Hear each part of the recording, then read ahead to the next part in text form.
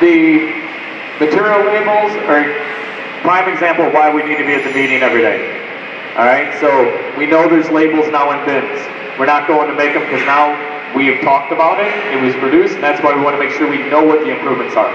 So I know Jimmy put a spot over there for white so they can have metal skids, because Jimmy doesn't know because we didn't announce how metal skids are all kept here all the time, never move, and we make sure we always have a full stock.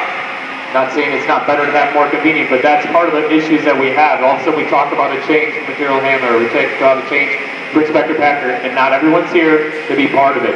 That's the reason is, my press is back up. I just forgot about it. Those are just excuses.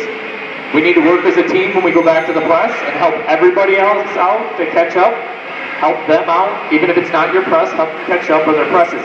There's a team out there. There's group 1s and group 2s. Work as a team to catch everybody up so you can be at the meetings.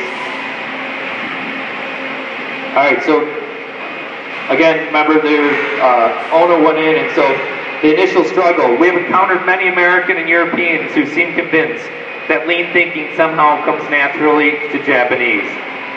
The reality is better represented by the initial reaction of the workforce when Ono and his colleagues started their first improvement activities at Showa's foundry. Ono immediately asserted that by moving to small lot production and producing only what was requested by the next production step, it would be possible to reduce the 3 months of inventory of a typical part to a few days. Time to market could therefore be reduced to a fraction of the current levels. He stated that it would also be possible to double labor productivity, have the amount of plant space needed for current output, and to do this very quickly with practically zero capital investment. These are numbers the reader will no longer recognize as normal for lean transformation. The Showa workforce, however, was completely skeptical and resistant.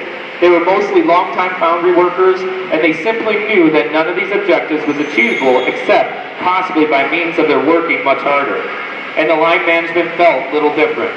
Plant manager Kawabe, for example, was still smarting about his initial encounter with Ono and believed that his techniques right for the first volume auto industry were out of place in the low volume casting and boiler building business. Okay?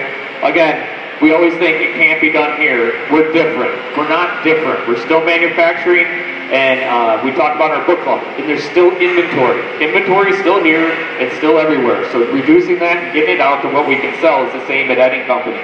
So to think you're different, you can't have these same results. It's not true. You can.